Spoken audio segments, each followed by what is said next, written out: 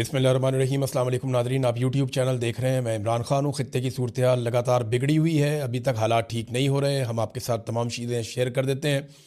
पाकिस्तान के हवाले से बड़ी परेशान कुन इतलात हैं।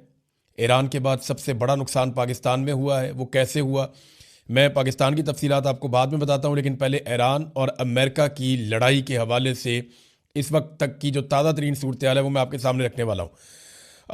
लड़ाई में बहुत सारे और ममालिक अब कूदना शुरू हो गए हैं, जिनमें सबसे पहले बरतानवी वज़ीर आज़म ने अमेरिका को अपनी मिलिट्री बेसिस ईरान पर हमलों के लिए इस्तेमाल करने की इजाज़त दे दी है। इससे पहले बरतानिया ने मना किया था, लेकिन क्योंकि अमेरिका के जो भी हथियार ईरान की रेंज में है, तो ईरान लगातार उनके ऊपर अटैक कर रहा है और शायद इस सूरत हाल का अंदाज़ा नहीं था अमेरिका को। तो अब बरतानवी बेसिस को इस्तेमाल करना चाहता है अमेरिका। उससे ज़रा फ़ायदा ये होगा कि कुछ बेसिस ईरान की रेंज से बाहर है। एक ये भी इतला आई है कि साइप्रस जो है वो तुर्की के पास है और यूनान के पास है आधा, और बीच में कुछ एरिया जो है वो बरतानिया के पास भी है, और वहाँ पे बरतानिया की मिलिट्री बेस है। उसके ऊपर भी ईरान ने मिसाइल दागा है, वहाँ पे भी हमला किया है। और फ्रांस, जर्मनी और बरतानिया का एक मुश्तरका बयान भी आया, यानी अब ये ममालिक आहिस्ता आहिस्ता इस जंग का हिस्सा बनने की तरफ आ रहे हैं। ये जो मुश्तरका बयान है, इसमें इन ममालिक ने कहा कि ज़रूरत पड़ी तो ईरान के ख़िलाफ़ दिफाई कार्रवाई करने का पूरा हक रखते हैं, यानी हम भी एक अस्करी कार्रवाई कर सकते हैं ईरान के ख़िलाफ़। तो फ्रांस और जर्मनी भी बरतानिया के साथ खड़े हो गए, तो अमेरिका को आहिस्ता आहिस्ता इत्तहादी मिल रहे हैं। मिडल ईस्ट के अंदर जिन ममालिक पे ईरान ने जवाबी कार्रवाई की अमरीकी अड्डों पर, उन ममालिक ने भी इंदिया दिया है कि वो ईरान के ऊपर हमला कर सकते हैं और जवाबी कार्रवाई कर सकते हैं। तो ये मज़ीद ममालिक इसके अंदर कूदते जा रहे हैं। चाइना और रशिया वो भी सख्त बयानात दे रहे हैं, और उनकी जानिब से बड़ी क्लैरिटी के साथ ना सिर्फ अमेरिका की बल्कि इसराइल की मजम्मत की गई है, और ईरान के ऊपर हमलों को गैर कानूनी और बिला जवाज़ करार दिया गया है। बल्कि उन्होंने शदीद इन चीज़ों की मजम्मत की है और सुप्रीम लीडर आयतुल्ला खामनाई की शहादत के ऊपर ज़ोरदार तरीके से आवाज़ उठाई है। ख़ास तौर पर रशिया ने।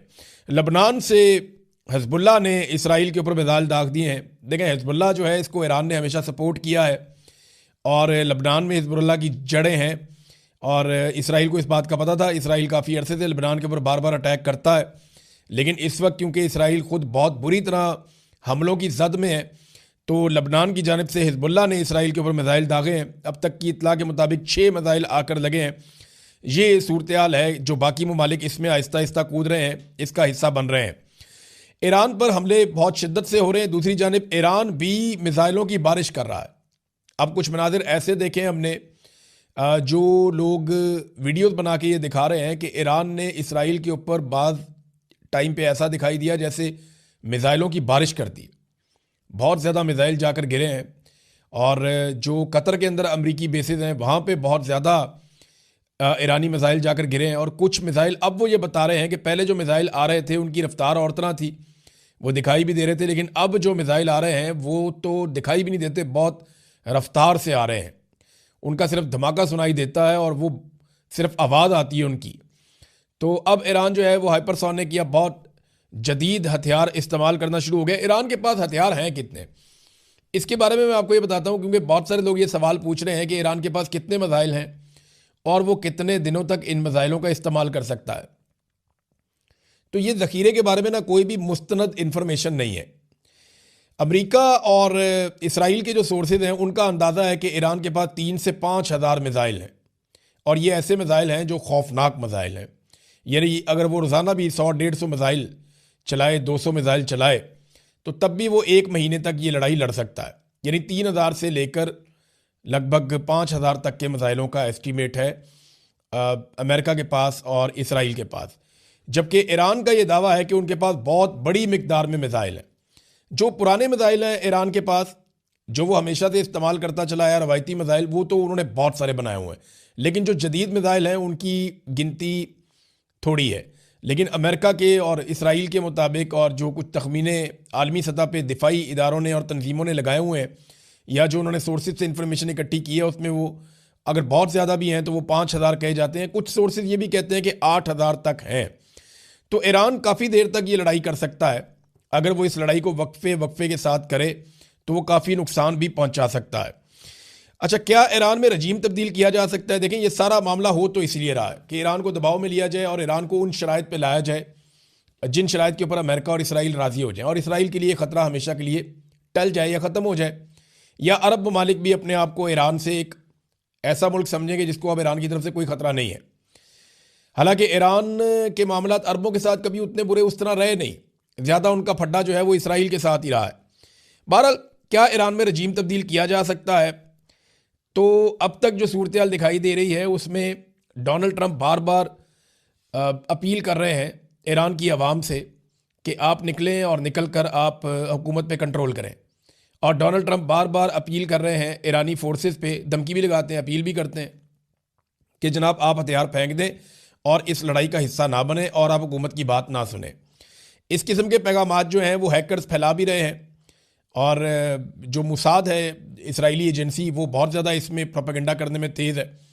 वो वहाँ पे ईरान के अंदर भी प्रोपेगेंडा करवा रहे हैं, लेकिन इसके बावजूद जो बात साफ दिखाई देती है, ज़मीन पर उतरे बगैर ईरान में रजीम चेंज करना शायद मुमकिन नहीं होगा।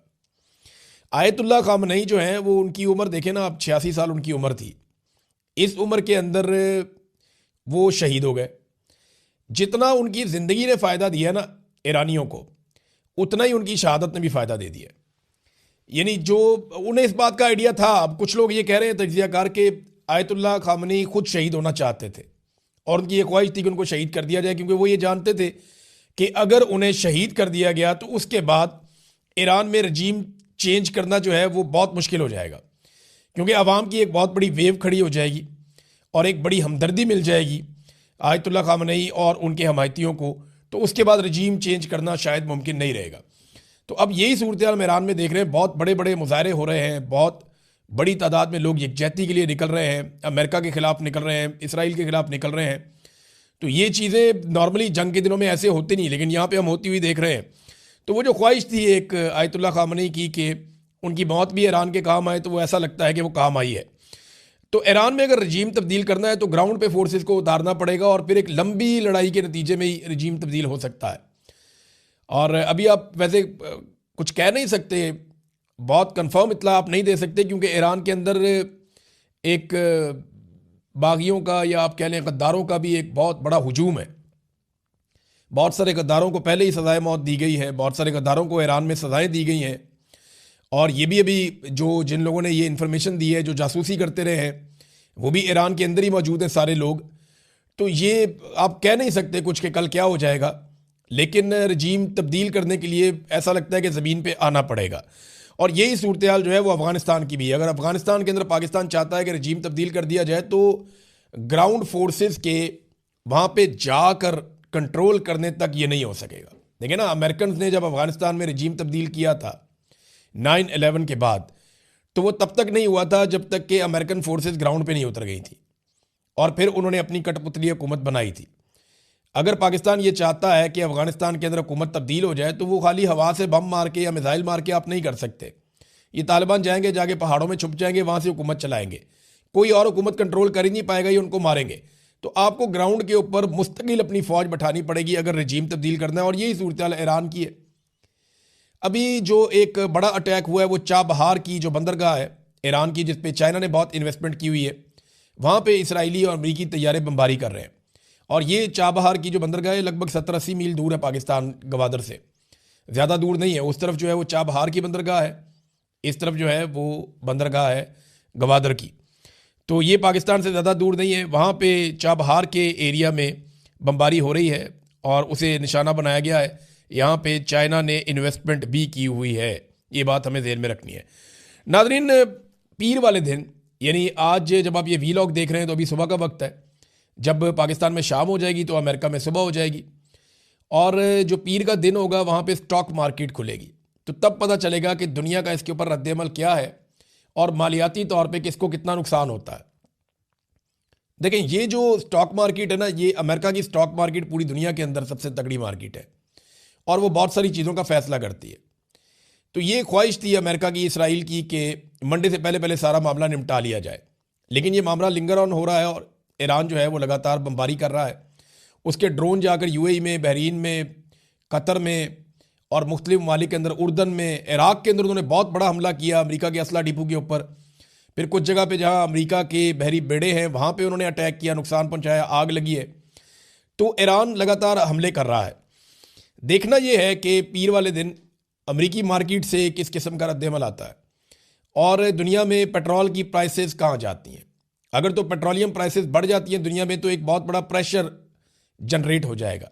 अमेरिका इस लड़ाई को जल्दी निपटाना चाहता है। डोनाल्ड ट्रंप की ख्वाहिश है जितनी जल्दी हो जाए ये मामला निमट जाए और रिजीम चेंज ऑपरेशन अगर वो मुकम्मल कर सके या जो भी अहदाफ उन्होंने और हासिल करने हैं वो कर लें। लेकिन ईरान इसको लंबा खींचता हुआ दिखाई दे रहा है। ईरान के लिए चैलेंजेस बहुत ज़्यादा हैं, लेकिन क्योंकि अब वो ऐसी सिचुएशन में आ गए हैं कि अगर हम डूब रहे हैं तो हम आपको भी लेकर डूबेंगे। लंबी जंग जो है वो खलीजी ममालिक को भी सूट नहीं करती। आप देखें ना, जो खलीजी ममालिक हैं उनका इन्हिसार 3-4 चीज़ों पे है। नंबर 1, उनका इन्हिसार उनके वसाइल पे है, जो उनके पास तेल है, पेट्रोलियम मसनूआत है, उनके ऊपर उनका बड़ा इन्हिसार है खलीजी ममालिक का, गैस पे और तेल पे, पेट्रोलियम पे। नंबर 2, उनका इन्हिसार है रियल स्टेट पे और सियाहत पे। ये 3 चीज़ें हैं जिन पे बहुत ज़्यादा पैसा कमाते हैं ये ममालिक। यानी सियाहत से बहुत पैसा कमाते हैं। सऊदी अरब के अंदर एक रिलीजियस टूरिज़म है, वो बहुत बड़े पैमाने पे पैसा वो कमाते हैं। और दूसरा जो है वो तेल की, देखें अब आमदरफ्ती रुक जाएगी अगर समंदर के हालात ठीक नहीं होंगे और ईरान रास्ते बंद रखेगा और ये ख़तरा रहेगा कि तेल बरदार जो जहाज़ जा रहे हैं उनके ऊपर मिसाइल गिर जाएगा, तो वो तो पहले ही फ्यूल है, उसके ऊपर तो अगर ड्रोन भी गिर जाए तो वो सारा तबाह हो जाता है। तो ऐसी सूरत हाल में ये बहुत बड़ा सोर्स ऑफ इनकम बंद हो जाता है। फिर टूरिज़्म जो है वो टूरिस्ट नहीं आते जहाँ पे बम गिर रहे होते हैं। और तीसरा उनका रियल स्टेट का बिजनेस है, यानी वो जो बहुत बड़े बड़े प्लाजे, बिल्डिंग और ये एक मुकाबला चल रहा है, ये बहुत बड़ा बिजनेस है यहाँ ये खलीजी ममालिक में। ये तीनों चीज़ों की मार्केट एकदम नीचे की तरफ गई। अब ये जो सूरत हाल बन गई है, खलीजी ममालिक नहीं चाहेंगे कि ये लड़ाई लिंगर ऑन करे। वो ये चाहते हैं कि जल्द अज जल्द इस लड़ाई का नतीजा हो और जो होना है वो हो जाए और लड़ाई बंद हो जाए ताकि चीज़ें नॉर्मलाइज हों। ईरान इस लड़ाई को कितना लंबा खींच सकता है? देखें, इस लड़ाई में पैसा बहुत ज़्यादा खर्च हो रहा है। एक जो मिसाइल है, जो पैट्रियट एयर डिफेंस सिस्टम में अमेरिका इस्तेमाल करता है, उसकी कीमत लगभग $4.25 मिलियन है। और इसी तरह जो आयरन डूम है उसकी भी कीमत बहुत ज़्यादा है। उनकी जो बैटरीज हैं, उनके जो मिसाइल्स हैं, जो आने वाले मिसाइलों को डिफ्यूज़ करते हैं, ये ईरान जितने का मिसाइल मारता है उससे बहुत ज़्यादा पैसों से वो उसको रोकते हैं, क्योंकि एक एक मिसाइल को मारने के लिए वो नीचे से बहुत सारे मिसाइल फायर करते हैं। तो ये लड़ाई सस्ती भी नहीं है, बहुत महंगी पड़ रही है इस वक्त लड़ाई अमेरिका को और इसराइल को। देखिए, इससे पहले अमेरिका ने जो लड़ाइयाँ लड़ी हैं माजी में, उसमें अमेरिका ने मारा है, रोका नहीं है, क्योंकि अमेरिका के ऊपर इस तरह अटैक नहीं हुआ उनकी बेसिस पे, उनकी चीज़ों पे। अब इस मरतबा ये उल्टा सिलसिला चल रहा है, तो उनको बहुत महंगी ये लड़ाई पड़ रही है और लगातार वो रोकने की कोशिश कर रहे हैं। अब आ जाए नाज़रीन, पाकिस्तान के अंदर सूरत हाल क्या है और किस तरफ जा रही है। पाकिस्तान अब तक जो है वो सबको खुश रखने में कामयाब रहा है। मैं साफ साफ आपसे बात करूँगा। पाकिस्तान को ईरान ने भी कहा जी ठीक है, आपने मजम्मत की, आपका शुक्रिया। खलीजी ममालिक जो हैं, पाकिस्तान ने सबसे रब्ता किया, जी हम आपके साथ हैं। अमेरिका जो है उसको पाकिस्तान ने बिल्कुल उसकी मजम्मत नहीं की। इसराइल को भी कोई पाकिस्तान से कोई बहुत बड़ा प्रॉब्लम नहीं हुआ।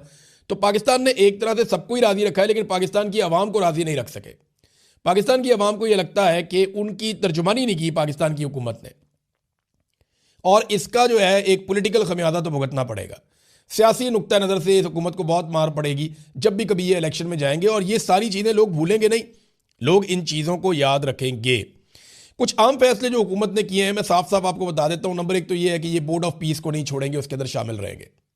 ये अनाउंस नहीं करेंगे इन फैसलों को, लेकिन सोर्सेज ये कह रहे हैं कि ये कभी भी बोर्ड ऑफ पीस को नहीं छोड़ेंगे, ये बोर्ड ऑफ पीस में शामिल रहेंगे और डोनाल्ड ट्रंप के साथ चलेंगे।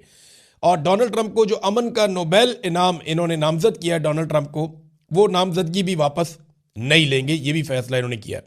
और तीसरा, जो अमरीकी सफारत खानों की तरफ अगर कोई पाकिस्तानी बढ़ेंगे तो उनको ये निशाने इबरत बनाएंगे। ये अब फैसला कर लिया गया है कि अमरीकी सफारत खानों की तरफ किसी को नहीं जाने दिया जाएगा। ईरान के बाद दुनिया में सबसे ज़्यादा जो नुकसान हुआ है जानी, वो पाकिस्तान में हुआ है। यानी वो इराक में नहीं हुआ, बाकी मुल्कों में नहीं हुआ। हत्ता कि इसराइली शहरी जंग लड़ रहे हैं वो इतने नहीं मारे गए जितने पाकिस्तानी शहीद हो गए।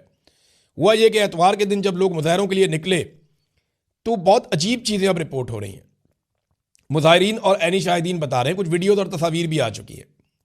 चाहे वो कराची के मुजाहरे हों, चाहे वो गिलगित बल्तिस्तान के हों, स्कर्दू वाले हों, चाहे वो मुजाहरे इस्लामाबाद के हों, चाहे वो मुजाहरे लाहौर के हों, तमाम मुजाहिरीन ने बताया कि हम सारे पुरअमन थे, अचानक से कहीं से कुछ लोग आते हैं, नकाबपोश किस्म के लोग।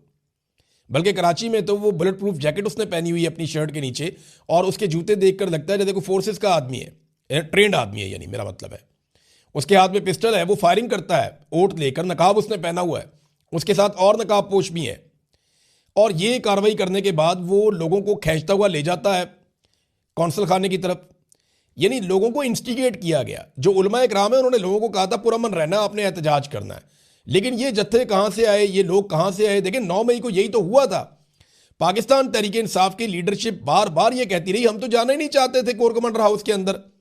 वो तो चंद नकाबपोश आए, वो लोगों को गाइड करते थे, आओ चले, आओ आगे बढ़ो, तुम गैरत खाओ, तुम इधर चलो। वो कार्रवाई डाल के निकल गए। बाद में लोग वहां पे, अब अवाम तो जज्बाती होती है, आप उसको जिस तरफ ले जाते हैं वो चल पड़ती है। यही काम गिलगित बल्तिस्तान में हुआ। लोगों ने बाकायदा बताया कि उन्होंने ऐसे लोग देखे जिन्हें वो नहीं जानते, और उन्होंने ये कार्रवाइयां डाली, उन्हें पकड़ने की कोशिश की गई, लेकिन दूसरे नकाबपोश लोग उनको छुड़ाकर ले गए। अब ये नामालूम अफराद कौन हैं जिन्होंने हालात खराब करने की कोशिश की, और वजह क्या थी? पाकिस्तान में डिफरेंट इतलात आ रही हैं। सबसे कम जो इतला आई है, 30 अफराद जाँ बहक हुए हैं इन वाकयात में, यानी 30 लोग शहीद हो गए जो एहतजाज करने के लिए निकले थे। आयतुल्लाह खामनी की शहादत के बाद जो लोग एहतजाज करने के लिए निकले उनमें 30 लोग कम से कम, और जो ज़्यादा इतलात आ रही हैं 40 तक लोग बताए जा रहे हैं कि जो शहीद हो गए हैं पूरे पाकिस्तान में। इस्लामाबाद में भी इसी तरह वाक़या हुआ, लाहौर में भी ऐसे ही हुआ, कराची में भी ऐसे ही हुआ, और गिलगित बल्तिस्तान में भी ऐसे ही हुआ, और पेशावर के अंदर जो है वहाँ पे भी आंसू गैस की शेलिंग और पुलिस को कंट्रोल करने के लिए सब कुछ करना पड़ा। अब ये लोग सहाफ़ी जो हैं उनसे बात हुई, वो कहते हैं हम भी हैरान हैं। यानी हमेशा जब भी कोई ये कॉन्सुलेट की तरफ बढ़ता है तो पहले कंटेनर लगा देती है पुलिस 3-4 बैरियर्स बना देती है, आगे खड़ी हो जाती है, आंसू गैस की शेलिंग वेलिंग करते हैं, लोगों को रोक लेते हैं, कभी कॉन्सुलेट तक जाने नहीं देते। लेकिन वो कहते हैं हम हैरान रह गए कि इस मरतबा हुआ क्या पुलिस को। सबको पता था कि लोग निकलेंगे और कॉन्सुलेट की जानिब बढ़ेंगे, लेकिन किसी किस्म का कोई इंतजाम नहीं किया गया। पहले चंद लोगों ने आकर नामालूम अफराद ने लोगों को इश्तियाल दिलाया, और उसके बाद गोलियां चला दी गई, और यही हर जगह पे हुआ है। अब ये जो 40 बंदा मारा गया है, क्या पैगाम किसको दिया जा रहा है? यानी कुछ लोग ये कह रहे हैं कि शायद पाकिस्तान बार बार अमेरिका को ये बताना चाहता है कि देखें हम अपनी आवाम को भी मारने के लिए तैयार हैं, आपके साथ खड़े होने के लिए, देखिए हमारे ऊपर कितना दबाव है। और यही मामला हुआ था जब तहरीक लब्बैक के लोगों को गोली मारी गई थी मुरीदके में। मेरी तहरीक लब्बैक के लोगों से जब बात हुई थी ना, तो वो मेरे पर रिकॉर्डेड कॉल पड़ी हुई थी। वो ये कह रहे थे कि हमें ट्रैप कर लिया गया, हमें बाकायदा बताया कुछ और गया, हमें निकाला कुछ और करके गया, और यहाँ पहुँचा के हमें ट्रैप कर लिया गया। अब ये हमारा कत्लेआम कर रहे हैं, हमें मार देंगे। हम बात करना चाहते हैं, हमारे साथ बात ही कोई नहीं कर रहा। हम आवाज़ें दे रहे हैं, हम कह रहे हैं हमारी बात सुनो, हमारी बात कोई नहीं सुन रहा है, हम पे गोलियां चला रहे हैं। और फिर ट्रैप करके उनको मारा गया बकौल उनके। वो भी एक बड़ा कत्लेआम था। जब से आसिम मुनीर साहब पाकिस्तान के आर्मी चीफ बने, 9 मई का एक कत्लेआम हुआ पाकिस्तान में, 26 नवंबर का एक कत्लेआम हुआ पाकिस्तान में, फिर उसके बाद मुरीदके में कत्लेआम हुआ पाकिस्तान में, और अब एक मरतबा फिर पाकिस्तान की 3-4 मुख्तलिफ मकामात के ऊपर कत्लेआम हुआ मुजाहिरीन का। ये हमने माजी में कभी ऐसे नहीं देखा था।